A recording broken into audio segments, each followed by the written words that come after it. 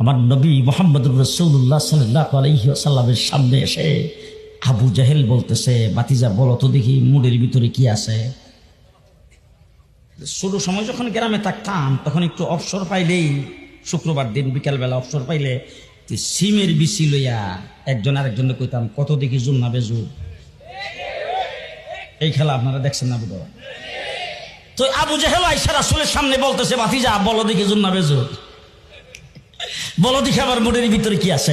আল্লাহ নবী ডাক দেখো, চাচা মুডের ভিতরে কি আছে হিডা আমি না কইয়া, মুডের ভিতরে যেটা আছে হিডেও যদি কইয়া দে।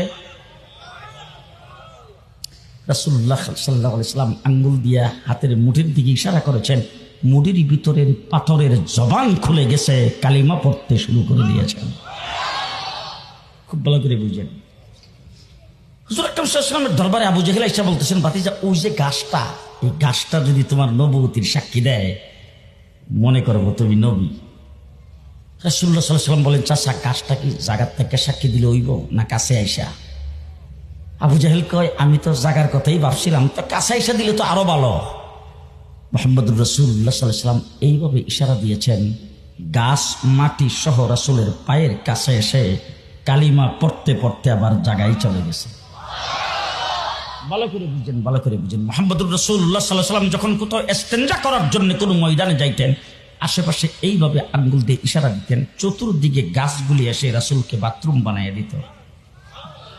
আমার নবী রাস্তা দিয়া গেলে গাছ মাথা নত করে রাসূলকে সালাম করতেন। হুজুর আকরাম সাল্লাল্লাহু আলাইহি ওয়াসাল্লাম শেষ কথা আল্লাহর রাসূলকে আবু জাহেল এসে বলতেছেন, ভাতিজা একটা অলৌকিক ঘটনা দেখাও তো, যেটা দেখলে মনে করবো তুমি নবী। হুজুর আকরাম সাল্লাল্লাহু আলাইহি ওয়াসাল্লাম কয়, চাচা এক ঘটনাটা কি জমিনে দেখাবো না আসমানও? আমি তো জমিনের কথাই ভাবছিলাম, তুমি যদি আসমানে দেখাও তো খারাপ হয় না। আল্লাহর নবী পূর্ণিমার চন্দ্রের রাত্রে খোলা আকাশের নিচে আইসা কোনো সূরাও পড়ে নাই, কোনো মন্ত্রও পড়ে নাই, হুজুরের ঠোঁটটাও লড়ে নাই, আঙ্গুলটা দিয়া এইভাবে চাঁদের দিকে ইশারা করেছেন, আকাশের চন্দ্র দুই ভাগ হইয়া দুই দিকে পড়ে গেছে। ও আমার ভাইরা, উলামায়ে কেরামকে সাক্ষী রেখে শেষ কথা আপনাদের সামনে বলে যাচ্ছি, আদম থেকে শুরু করে ঈসা আলাইহিস সালাম পর্যন্ত 1,24,000 পয়গাম্বর, সমস্ত পয়গাম্বররা পৃথিবীতে আগমন করেছেন। আল্লাহ পাক নবুয়ত প্রমাণের জন্য তাদেরকে মুজিজা দান করেছেন। ইতিহাস সাক্ষ্য দিয়েছে, কিতাবাদিতে লেখা আছে, কোন কোন নবীকে আল্লাহ পাক মুজিজা দিয়েছেন একটা, কাউকে দিয়েছেন 5টা, কাউকে দিয়েছেন 3টা। সীমিত নির্ধারিত মুজিজা দিয়ে নবীকে প্রেরণ করেছেন। নবীরা নবুয়ত প্রমাণের জন্য সেই মুজিজা দেখাইছেন।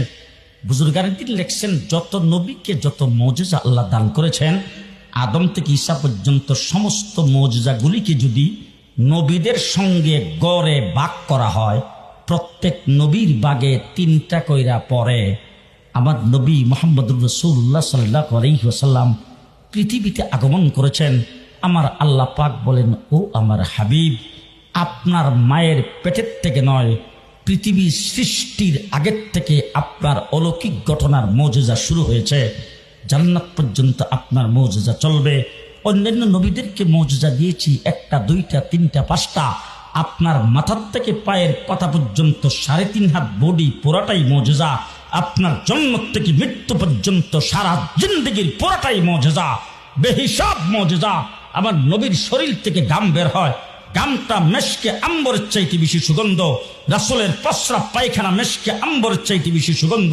আমার নবী ঘুমাইছেন মুজিজা, ঘুম থেকে জাগছেন মুজিজা, রাসূল বসছেন মুজিজা, দাঁড়াইছেন মুজিজা, আঙ্গুল হেলানি দিয়েছেন মুজিজা, মুনাজাত করেছেন মুজিজা, হাত উপরের দিকে উঠাইছেন মুজিজা, হাত নিচের দিকে নামাইছেন মুজিজা, হাঁটছেন মুজিজা, চলছেন মুজিজা, যুদ্ধের ময়দানে গেছেন মুজিজা, রাসূল বসে আছেন মুজিজা।